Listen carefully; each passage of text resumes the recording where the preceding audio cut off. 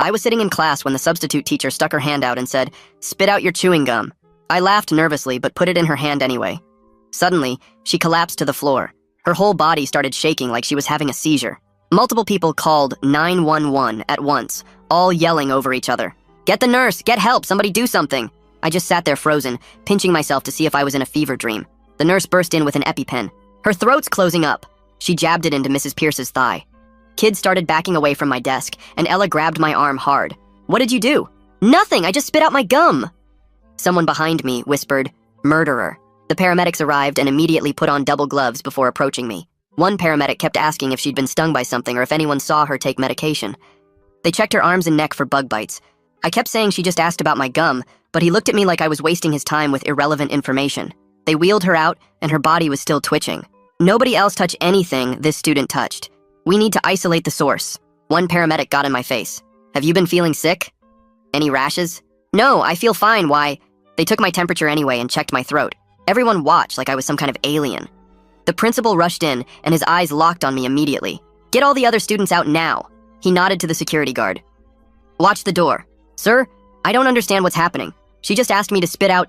We need to contact your parents immediately." The vice principal leaned in and pointed at me, whispering, "Is this the one who vandalized?" They started photographing me from multiple angles. I tried to cover my face, but they told me to put my hands down. They took fingerprints from my desk with actual crime scene equipment. "Where did you get this gum?" the principal demanded. 7-Eleven? Is this even regulation gum? What does that even mean?" They ignored me and sent someone to check my other classes for more gum. The lunch ladies were brought in. "What did this student eat today?" "They sat alone at lunch," one said, like that was criminal. "Didn't wash hands before eating." "I used hand sanitizer." They pulled up my entire lunch purchase history on a laptop. "Has this student ever brought outside food?" My hands started shaking. "The superintendent's on his way," someone announced. "Pull up the student's disciplinary file." 3 tardies this semester, the secretary read. "Failed to turn in health forms." "Those were excused. My mom—" The school resource officer cut me off. "Your parents better have good insurance. This is assault with a deadly weapon." "What weapon?" "It was Trident watermelon gum. We'll need a full toxicology report." He was actually writing this down like I was a criminal. Someone mentioned Miranda rights. I felt like I was going to throw up. Through the office window, I could see parents gathering in the parking lot. Someone was passing around a clipboard, a petition. I sat in that office for 2 hours, while Mrs. Pierce's heart rate stabilized. Nobody would tell me anything. Every time I asked what was happening, they'd exchange looks and say, "Just wait." The principal kept asking what I'd eaten for lunch. It seemed like such a weird question when our substitute just almost died, but I told him. PB&J, apple, cookies. He wrote it all down and made a phone call to someone. 2 hours later, a woman burst through the door. It was Mrs. Pierce's daughter. The principal tried to explain what happened, but she cut him off. "You committed murder of a school employee." "What?" "I didn't. My mother has a severe peanut allergy." Her voice shook with rage. "It's in her file in red ink." My stomach dropped through the floor. She could have died. One particle can trigger anaphylaxis. The pieces clicked horribly into place. My peanut butter and jelly lunch. The gum after. I was suspended immediately. "Effective right now," the principal said, not meeting my eyes. Security escorted me out past the mob of parents. I figured that was it, but I was wrong. A week later, the college rejection letters started piling in.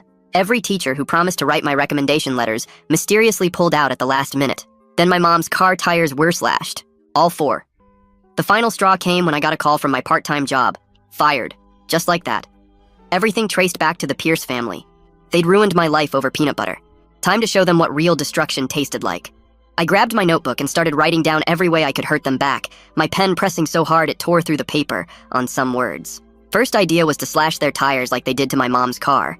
But that was too simple, too quick. Then I wrote about spreading rumors at their church, posting flyers around town with their lawsuit history, maybe even calling their insurance company with an anonymous tip about fraud. My hand cramped from writing, but I kept going, filling page after page with plans that got darker as the night went on. I thought about sugar in their gas tank, dead fish in their mailbox, signing them up for every spam list on the internet. Around 3 in the morning, I had 20 pages of ideas, but none of them felt big enough to match what they'd done to me. The next morning, I couldn't sleep anymore, so I got in my car and drove past their house just to see it.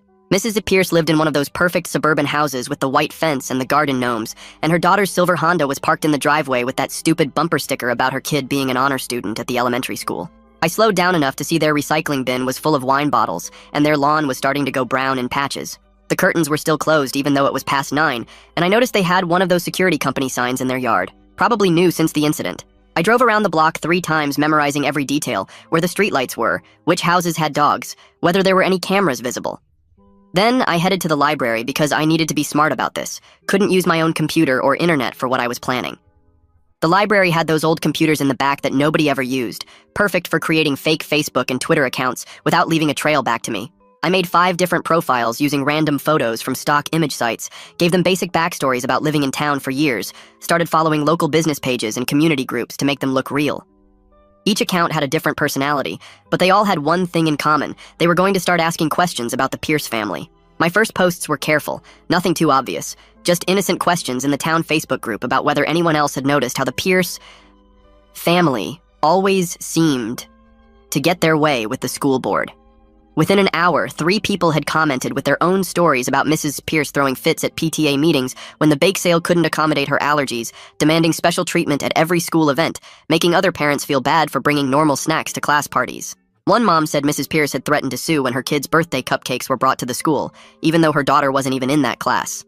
I screenshotted everything and kept digging, using the library's access to public records databases that most people didn't know existed. That's when I found the gold mine. 3 separate lawsuits filed by Mrs. Pierce against local businesses in the past 5 years, all claiming negligent allergen exposure, all settled out of court for undisclosed amounts. There was the ice cream shop that had to pay out when she claimed cross-contamination, the bakery that settled after she said they didn't properly label their items, and even a lawsuit against the movie theater for serving Peanut M and Ms. The pattern was so obvious once you looked for it, they'd find a business, claim exposure, threaten to go public, then settle quietly. My phone buzzed with a Facebook message to one of my fake accounts from someone named Lance Crawford, who said he was a journalist with the local paper and had seen my posts about the Pierce family. He wanted to know if I had any more information about these lawsuits, said he'd been hearing rumors for years, but nobody would go on record. I was careful with my response, told him I'd just noticed some patterns in public records, and thought it was interesting how often they seemed to end up in legal disputes. I sent him the case numbers for the lawsuits, but didn't give him anything that could trace back to me, let him do his own digging and draw his own conclusions. 3 days later, I was at the grocery store buying milk when I heard 2 moms in the next aisle talking about whether peanut allergies were even real or just parents being dramatic for attention. One of them mentioned seeing something online about the Pierce family's lawsuit history, wondered out loud if maybe some people used allergies as a way to get at money from businesses. I pulled out my phone and posted from another fake account, a simple question asking if anyone else thought it was weird how many businesses in town had been sued for allergen exposure by the same family. The comments started flooding in within minutes, people sharing stories I hadn't even heard yet, connecting dots I hadn't seen. My mom walked into my room that night and saw me hunched over my laptop, asked what I was working on so intensely. The lie came out smooth and easy, told her I was researching community colleges since all my first choices had rejected me, looking at programs that might still accept late applications. She rubbed my shoulder and said she was proud of me for not giving up, that the Pierce family couldn't keep me down forever, and I felt sick about lying, but also weirdly proud of how good I'd gotten at it. My phone lit up with a text from Ella, saying she'd been thinking about what happened and something didn't feel right about the whole thing. She wanted to meet at the coffee shop tomorrow to talk, said she had some things she wanted to tell me about what she'd heard after I was suspended. Part of me thought it might be a trap, maybe the Pierce family sending her to get information about what I was doing, but another part hoped maybe she was starting to see the truth. I texted back that I'd meet her at 2 o'clock, already planning my escape routes in case things went bad. The next day, I got to the coffee shop early and sat where I could see both exits, watched Ella walk in looking nervous and guilty. She sat down across from me and immediately started apologizing for grabbing my arm that day, said she'd been caught up in the panic and didn't think straight. She told me she'd been noticing things since then, how the Pierce family seemed to have a lot of power in town, how Mrs. Pierce's daughter had bragged about getting me fired from my job, how the whole thing felt planned, somehow. I pulled out my phone to show her the fake accounts I'd been using, but then stopped myself because trusting anyone felt dangerous now. She leaned closer and whispered that Lance Crawford from the local paper had been asking questions around school about the Pierce family. My heart started racing because that meant my posts were actually working. 2 days later, I was scrolling through Facebook when I saw it. Lance's article with the headline asking why one family had filed so many allergen lawsuits against local businesses. The comment section went crazy within minutes, with people sharing stories about Mrs. Pierce screaming at the bakery owner last year and her daughter threatening to sue the ice cream shop. I screenshot everything and saved it to multiple folders just in case. My mom came home that night looking tired and asked if I'd seen the article about the Pierce family online. I shrugged and said maybe I'd seen something, but tried to act like I didn't care even though my hands were shaking under the table. The next morning, Mrs. Pierce's daughter posted this long video on Facebook with tears running down her face, talking about how her family was attacked online for no reason. She wore this white shirt that made her look innocent and kept wiping her eyes with tissues while saying they were just trying to protect her mom's health. People in the comments started defending her and calling whoever started the rumors a monster. Some lady named Karen wrote that she hoped they found who was behind the hate campaign and pressed charges. I felt sick watching everyone buy her act when she'd literally destroyed my whole future over an accident. That night, I stayed up until 3 making a new email account and sent Lance all my college rejection letters with the dates circled in red. I included screenshots of my termination email from work and made sure to highlight how everything happened right after the gum incident. I didn't sign it or give any hints about who I was, but I knew he'd connect the dots. 3 days later, Lance published another article mentioning the strange timing of a local student losing college opportunities right after the substitute teacher incident. He was careful not to accuse anyone directly, but he included a timeline that made it pretty obvious what had happened. The Pierce family's supporters started fighting with people who thought something fishy was going on, and the whole town Facebook page turned into a war zone. I was eating breakfast when the phone rang and my mom answered, looking confused. She covered the phone and mouthed that it was the principal, then her face went white as she listened. After she hung up, she sat down across from me and said the principal had warned her about inflammatory online activity that could result in legal action against our family. She asked if I knew anything about it, and I said no, while my stomach twisted into knots. The principal couldn't prove anything, but the threat was clear: back off, or they'd come after us even harder. That afternoon, I texted Ella, asking if she'd heard any news from the school, since I wasn't allowed back. She replied that her friend who worked in the office said Mrs. Pierce was scheduled to start substitute teaching again next week.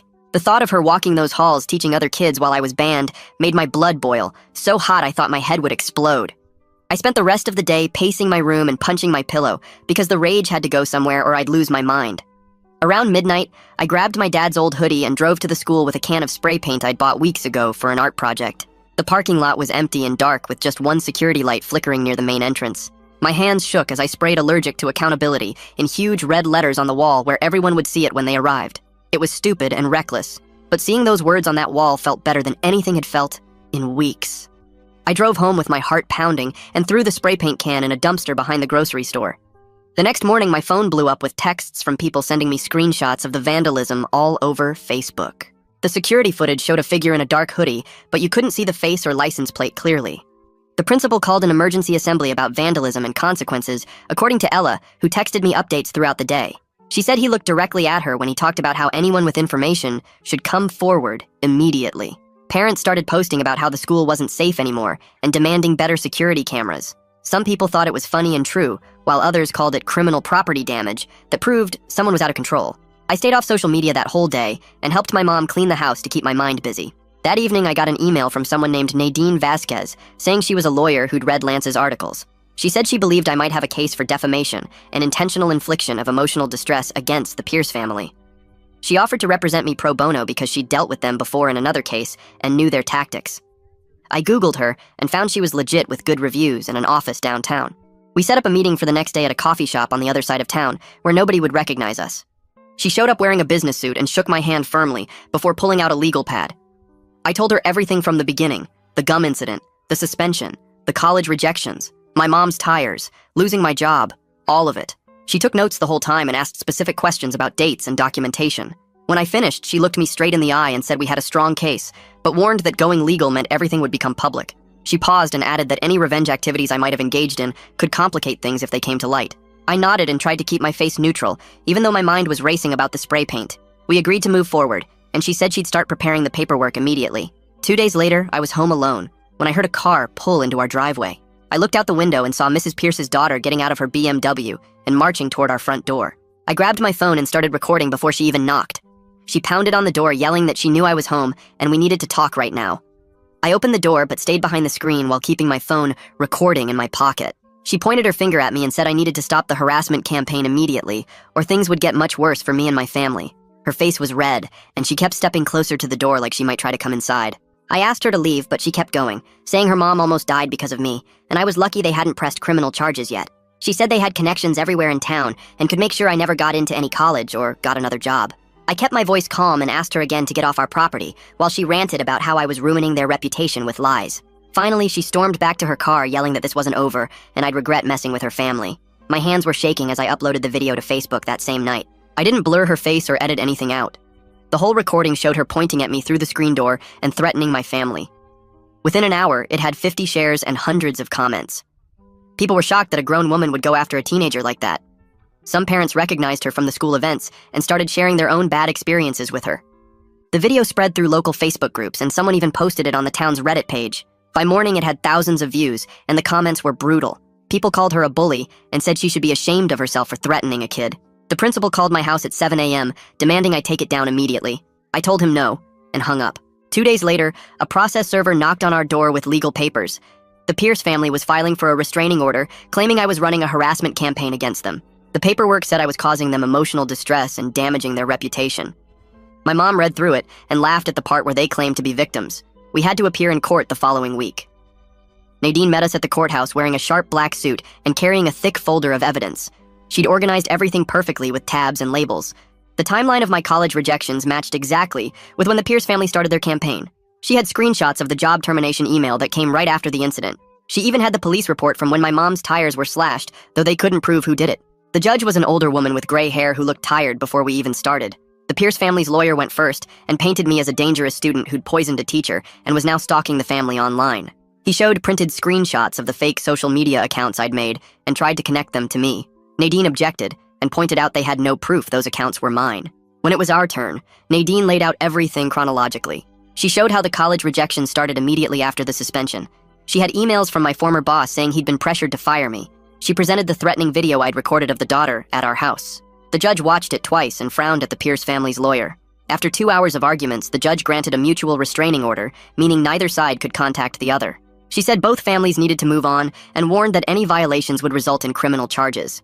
Outside the courthouse, Nadine told me this was actually good for us because it protected me from further retaliation. That afternoon, Lance called me with huge news. He'd been digging through school records using a Freedom of Information request and found something incredible. The substitute teacher database showed Mrs. Pierce's allergy information was updated 3 days after the incident. The original file from when she first registered as a substitute had no allergy warnings at all. The famous red ink warning wasn't there until after she'd already collapsed in my classroom. Lance had copies of both versions with timestamps proving the change. He was writing an article about it for tomorrow's paper. Nadine practically ran to her car when I told her. She spent the rest of the day preparing our lawsuit against the Pierce family and the school district. The complaint was 40 pages long and alleged negligence on the school's part for not having proper allergy protocols. It accused the Pierce family of defamation and intentional interference with my economic opportunities. She filed it electronically that evening and hand-delivered copies the next morning. The school board called an emergency meeting for that Thursday night. The auditorium was packed with angry parents on both sides. Some supported the Pierce family and said the school needed better safety measures. Others thought the whole thing was blown out of proportion and the school had overreacted. One dad stood up and said if peanut residue was really that dangerous, then the school should ban all peanut products immediately. Another parent pointed out that would punish hundreds of kids for one incident. The arguing got so loud the board president had to call for order 3 times. They voted to table the discussion until their lawyers could review our lawsuit. Meanwhile, things were shifting in town. The daughter's best friend posted on Instagram that she couldn't support someone who would destroy a teenager's future over an accident. She said she'd seen the daughter's vindictive side before, but this was too much. Other people started distancing themselves too. The daughter's book club disbanded when half the members stopped showing up. Her yoga instructor asked her to find a different studio. Even the grocery store clerk, who'd always been friendly, started avoiding eye contact. Then something amazing happened. I got a voicemail from the admissions office at State University saying they were reconsidering my application. They'd received new information about my suspension and wanted to schedule a phone interview. It wasn't a guarantee, but it was the first good news I'd had in weeks. My mom cried when I played the message for her. The next day, the Pierce family's lawyer called Nadine with a settlement offer. They would pay for my entire college education if I dropped the lawsuit and signed an NDA preventing me from ever discussing the incident publicly. Nadine said it was a decent offer financially, but warned that taking it meant they'd never admit wrongdoing. She said I should think about whether the money was worth letting them escape accountability. I spent hours going back and forth about what to do. That same week, my mom's boss called her into his office. He apologized for cutting her hours after the incident and admitted he'd been influenced by the gossip around town. He offered her extra shifts to make up for the lost income and gave her a small raise. He said he'd been wrong to take sides without knowing the full story. Mom accepted his apology, but I could tell she didn't fully trust him anymore. The whole town was choosing sides now, and relationships that had lasted years were falling apart over this mess. 3 days later, my phone rang at 6 in the morning with Nadine's number showing up. She told me to check the news immediately because something happened at the Pierce house overnight. I pulled up the local news site and there it was, a photo of their front porch with a plastic bag sitting by the door. The article said someone left peanuts with a note that said Karma has allergies too, and the family was treating it as a threat. The cops were already at my house by 7 asking where I was last night. I showed them my work schedule and the security footage from my job that proved I was there until midnight. They still acted like I was guilty and said the Pierce family wanted to press charges for harassment. Nadine showed up while they were still questioning me and told them to leave unless they had actual evidence. The whole thing made me look worse even though I had nothing to do with it. 2 weeks later, Ella got called in for her deposition about the original incident. Nadine let me sit in the room while she testified, and I couldn't believe what I was hearing. Ella admitted she grabbed my arm that day because everyone else was freaking out, and she got caught up in the panic. She said looking back, she realized I was just as confused as everyone else, and she felt bad for immediately blaming me. Her testimony was recorded, and Nadine said it would help our case since Ella was one of the first people to accuse me. The school board met again the following week, and finally did something useful. They announced new rules for substitute teachers that required them to submit verified medical documentation about any allergies before they could start working.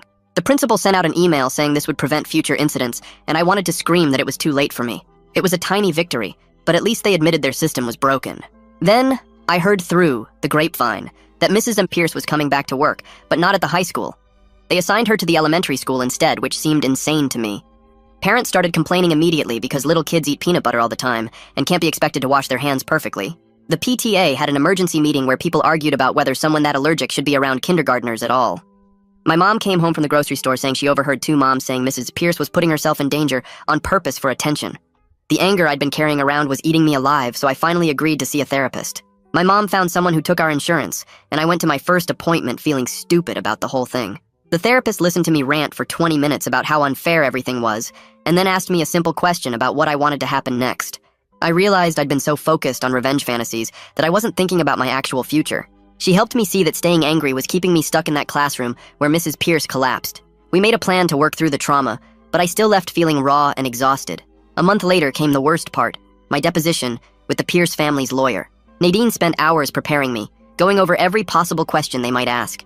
The lawyer was this older guy who kept trying to get me to admit I'd vandalized the school or made the online posts about them. I stuck to the truth, that I was angry, but didn't do those things, and he kept pushing and pushing. Nadine objected to half his questions, and we took 5 breaks because I was getting too upset. The whole thing took 6 hours, and by the end I felt like I'd been hit by a truck. Lance called me the next week saying his investigation was ready to publish. He'd found 3 other families who had similar experiences with the Pierces, using the allergy to get money or destroy people who crossed them. One family had their small business shut down after Mrs. Pierce claimed they didn't take her allergy seriously at a catered event. Another family's kid got expelled from private school after accidentally bringing trail mix near her. The pattern was clear, and Lance had all the documentation to prove it. The article came out on a Sunday, and by Monday morning it had been shared over 1,000 times. People were finally seeing what I'd been saying all along. The school district's lawyers contacted Nadine that same week with a settlement offer. They would clear my disciplinary record completely and write a letter to all the colleges explaining that my suspension was an overreaction to a medical emergency. They also offered a small cash settlement for the damage to my education. Nadine said it wasn't everything we wanted, but it would help fix my college applications. I wanted them to admit more fault, but she reminded me that getting my record cleared was the most important thing. We were still negotiating when the next disaster happened. Mrs. Pierce had another allergic reaction at the elementary school when a 5-year-old hugged her after lunch.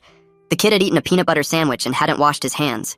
This time, people weren't as sympathetic, because everyone was asking why she kept putting herself in these situations. The parents at the elementary school started a petition to have her transferred somewhere else. My old boss from my part-time job called that afternoon. He said he'd read Lance's article and realized he'd been pressured by the Pierce family's threats about lawsuits. He offered me my job back with all the back pay I'd missed. I needed the money for college, so I said yes, but I couldn't shake the feeling that he was just covering his own ass. The trust between us was completely gone, and going back to work. There felt like admitting defeat somehow. 3 weeks later, we were all sitting in a conference room at some law office downtown for the mediation. The room had this huge table, and everyone looked uncomfortable being there. Mrs. Pierce sat across from me with her daughter right next to her, and their lawyer on the other side. Nadine had warned me this would be tough, but I wasn't ready for what happened next. About an hour into going over all the documents and evidence, Mrs. Pierce just started crying. Not quiet tears either, but full-on sobbing while her daughter tried to shush her. "I never wanted any of this to happen," she kept saying between sobs. Her daughter grabbed her arm hard and told her to stop talking, but Mrs. Pierce kept going anyway. "This whole thing got out of control, and I'm so sorry." Her daughter's face turned red, and she whispered something harsh that made Mrs. Pierce stop talking completely. The mediator called for a break, and that's when I realized who was really running this whole revenge campaign against me. During the break, Nadine pulled me aside to show me something on her laptop. She'd been digging into court records from other states and found 3 different lawsuits filed by Mrs. Pierce's daughter in the past 5 years. Each one was for harassment or defamation against people who'd supposedly wronged her mother. The pattern was so obvious once you saw it all laid out. They'd move to a new town, find someone to target when something went wrong, get money through threats or lawsuits, then move again. One family in Ohio had their bakery almost shut down after Mrs. Pierce claimed they didn't take her allergy seriously. Another case in Michigan involved a teacher who got fired after accidentally bringing almonds to a staff meeting. Nadine had printed everything out, and when we went back into the mediation room, she slid the papers across the table. Their lawyer's face went white when he saw it all. The mediator spent the next 2 hours going through everything, and finally said what we all knew was coming. He recommended the Pierce family pay for my college costs, plus damages for the lost job and other stuff, but they wouldn't have to admit they did anything wrong legally. It made me so mad that they could destroy my life and just write a check to make it go away. Nadine squeezed my hand under the table and reminded me that going to trial would take years and might not end any better. The meeting ended with them saying they needed time to think about it. I spent the next 4 days barely sleeping and going back and forth about what to do. My mom sat with me at the kitchen table going through all the pros and cons over and over. She kept reminding me that my future was more important than making them admit what they did. "You can rebuild your life with that money," she said. "Or you can spend years fighting and maybe get nothing." She was right, but it still felt wrong to let them buy their way out of this. On the 5th day, Nadine called to say they'd agreed to the settlement but wanted a full NDA, so I could never talk about what happened. That was their final offer, and if we didn't take it, they'd fight us in court forever. I told Nadine, absolutely not. If I took their money, I at least wanted people to know the basic facts about what really happened. We went back and forth for another week with lawyers arguing about every little detail. Finally, their lawyer admitted that going to trial would be worse for them because all the evidence about their past lawsuits would become public record. They agreed to the settlement with no NDA on the basic facts, just couldn't share the settlement amount or their personal information. The check came through 2 weeks later, and when I saw the amount, I actually felt sick. It was enough for 4 years of college, plus living expenses, plus extra for all the damage they'd caused. My mom cried when she deposited it because she'd been so worried about how we'd pay for college after everything that happened. The money sat in that account feeling dirty, like I'd sold out somehow, but it was also my only chance at the future they'd tried to steal from me. A week after that, 2 of the colleges that had rejected me sent new letters. The school district had finally sent out their letter explaining that my suspension was an overreaction to a medical emergency and shouldn't be held against me. One was my dream school 3 states away, and the other was local. I picked the one farthest from this town without even thinking twice. I needed to go somewhere nobody knew this story, where I could just be a normal college student instead of the kid who almost killed a teacher with peanut butter. The same day I accepted the college offer, Mrs. Pierce's daughter posted another video online trying to play victim one last time. She talked about how her family was persecuted and forced to pay money they didn't have, but this time the comment section destroyed her. People had seen Lance's articles and knew about their history of lawsuits. Someone posted screenshots of the other families they'd targeted. Another person found records showing they weren't poor at all, but had plenty of money from all their previous settlements. Within 3 hours, she deleted the video, but screenshots were everywhere. 2 days later, she posted that they were moving to another state for a fresh start because of all the harassment they'd faced here. Good riddance. Graduation day came faster than expected, and the principal had called to say I was allowed to walk with my class despite everything. My mom helped me iron my cap and gown the night before, and we didn't talk about how different this day was supposed to be. When they called my name, some people clapped while others stayed silent. A few parents actually booed, but I kept my head up and walked across that stage knowing I'd survived everything they tried to do to me. I shook the principal's hand even though part of me wanted to refuse, took my diploma, and walked off that stage finally free from that place. The next week, there was an awards ceremony for local journalism, and Lance won first place for his investigation into the Pierce family. In his acceptance speech, he thanked a brave young person who refused to be silenced without saying my name. He held up that award and said sometimes the truth takes time to come out, but it always finds a way. I watched the live stream from my room while packing for college and actually smiled for the first time in months. The next morning, my mom and I took the settlement check to the auto shop to finally fix her car the right way. The mechanic showed us the damage from the slashed tires and said whoever did it used a box cutter based on the cut patterns. My mom didn't say anything about it, but I saw her jaw tighten when she signed the repair order. We used part of the settlement money, and she kept the receipt in a folder she labeled evidence, even though we both knew we'd never need it again. That same week, Ella started texting me and asked if I wanted to grab coffee after school. I met her at the Starbucks near campus, and she told me how watching me fight back against the Pierce family made her realize she'd been letting people walk all over her too. She'd finally reported the girls who'd been stealing her lunch money since freshman year, and they got suspended. We started hanging out more, and she helped me pack for college while telling me about her own plans to study nursing. She said that day in class when Mrs. Pierce collapsed, taught her she wanted to help people in medical emergencies, instead of just standing there frozen. I drove past the Pierce house one afternoon and saw the for sale sign had been up, so long it was starting to fade. The realtor told my mom at the grocery store that nobody wanted to buy it after everything that happened. People in town called them the lawsuit family now, and nobody wanted that bad energy in their house. I spent 3 days writing my college essay about the whole mess and how it taught me that injustice can happen to anyone, but fighting back matters more than winning. The admissions counselor emailed me later, saying it was one of the strongest essays she'd read that year, and it showed real character growth. A letter came from Mrs. Pierce 2 weeks before graduation, and I could tell her lawyer wrote it because it used words like regrettable incident and unintended consequences. She said she was sorry for how things escalated, but never actually admitted they went too far. I kept the letter in my desk drawer as a reminder that some people will never really take responsibility. The school sent out an email about new mandatory allergy training for all staff and students starting next year. Kids started calling it the Pierce Protocol when teachers weren't around, but nobody said it to their faces.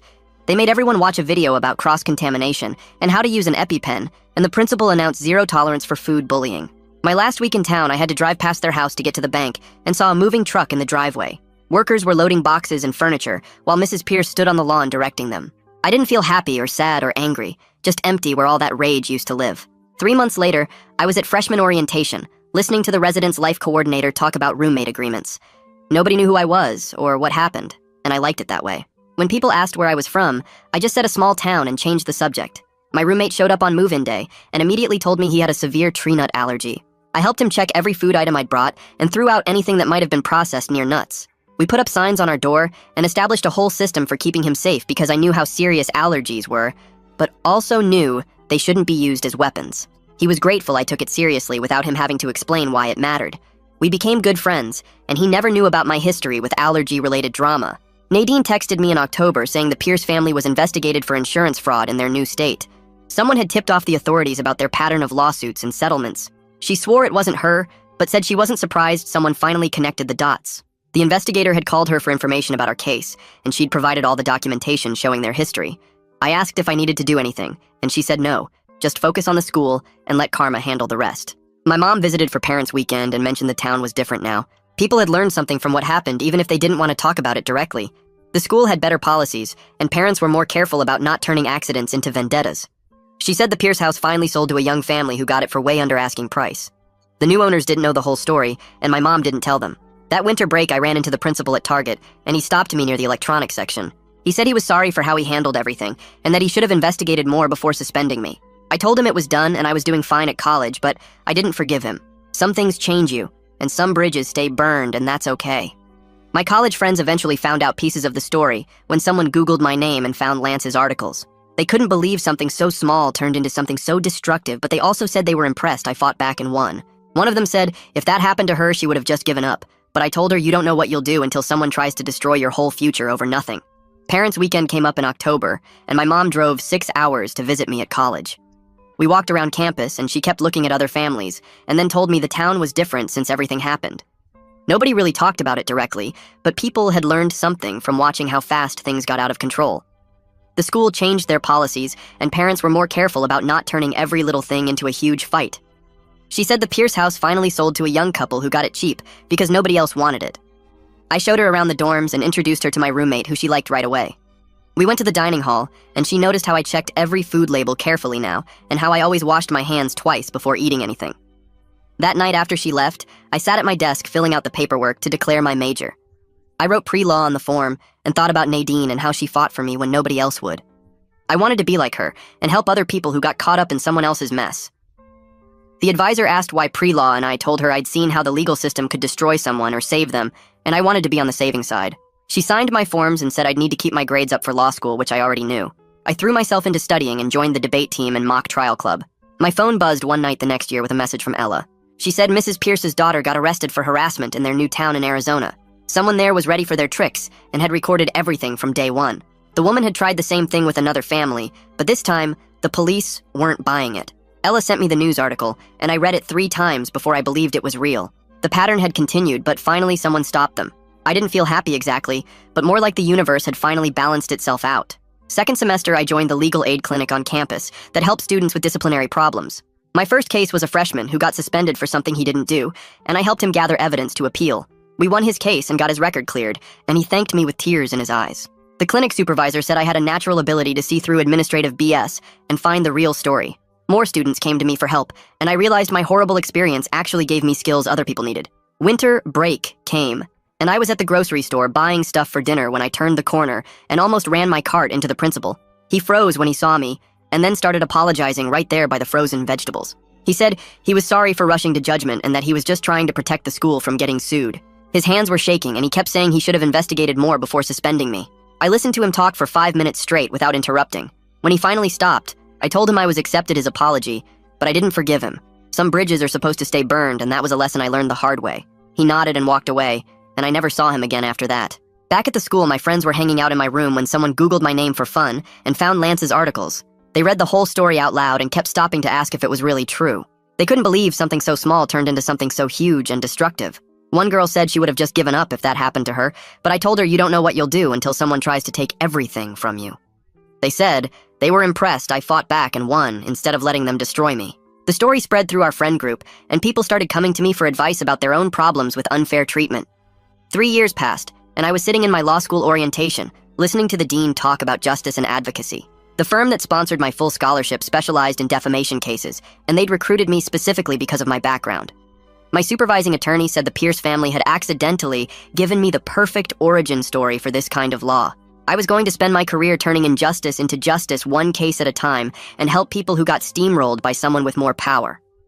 The girl sitting next to me asked why I chose defamation law, and I told her it chose me when I was 17, and someone tried to ruin my life over peanut butter. She laughed, thinking I was joking, but then saw my face and realized I was serious.